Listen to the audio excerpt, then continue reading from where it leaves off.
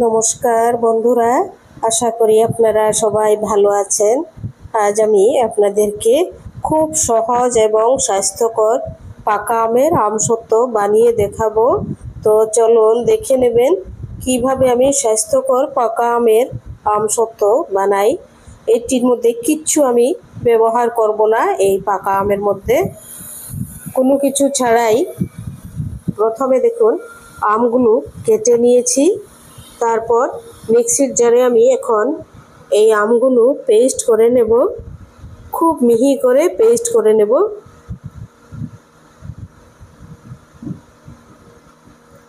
Paste করা হয়ে গেছে।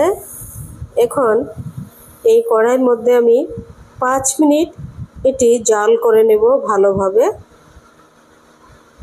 প্রচণ্ড মিষ্টি আম, প্রচণ্ড মিষ্টি, মানে চিনির থেকেও বেশি। তো এর জন্য আমি চিনি ব্যবহার করব না, আর এটির মধ্যে অন্য কোনো কিছু পাউডারও ব্যবহার করব না। খুব স্বাস্থ্যকর আমসত্ত্ব।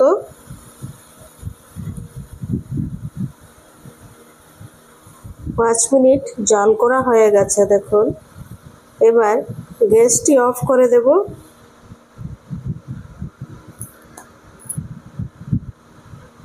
এখন এই থালার মধ্যে অল্প একটু তেল দিয়ে আমি ভালো করে মেখে নেব।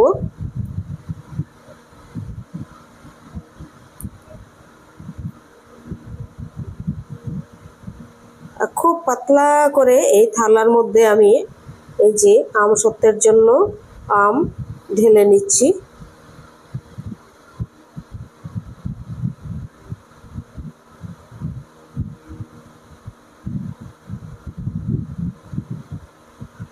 এটি এখন ভালোভাবে এই থালার মধ্যে সেট করে নেব।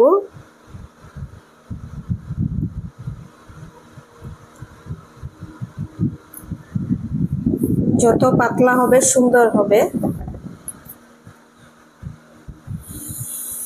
দেখুন খুব সুন্দর পাতলা হয়ে গেছে। এই দেখুন আমসত্ত্ব তৈরি হয়ে গেছে। খুব পাতলা হয়েছে, দেখুন কি সুন্দর।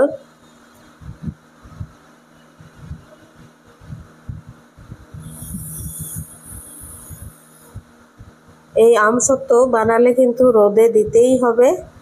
সবাই এমনি এমনি লেখে যে রোদ ছাড়া রোদে দিতেই হবে, না হলে পচা গন্ধ করবে। রোদে দিতেই হবে। একদিন আমি রোদে দিয়েছি, মিথ্যা কথা বলবো না। এবার কেটে নিচ্ছি, দেখুন অল্প সাইডগুলো কেটে সরিয়ে নিচ্ছি। সবাই লেখে যে রোদে দেওয়া ঝামেলা ছাড়া, এটি একদম ইম্পসিবল। রোদে দিতেই হবে, না হলে পচা গন্ধ করবে। কাঁচাই হোক আম বা পাকাই হোক। দেখুন এরকমভাবে ফোল্ড করে নিচ্ছি।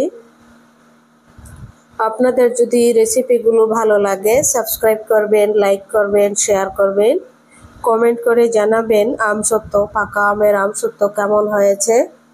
আর কেউ এই কথাটি বিশ্বাস করবেন না যে রোদে দেওয়া ঝামেলা ছাড়া আমসত্ত্ব হয়ে যাচ্ছে। রোদে দিতেই হবে। এটি একটি লিকুইড বস্তু, ও রোদে দিতেই হবে, ইম্পসিবল। এটি ছায়ার মধ্যে হবেই না। আমি অনেকবার বানিয়ে দেখেছি, ছায়ার মধ্যে হবে না। এটি রোদে দিয়েছি একদিন, শুধু একদিন রোদে দিলেই একদম এনাফ।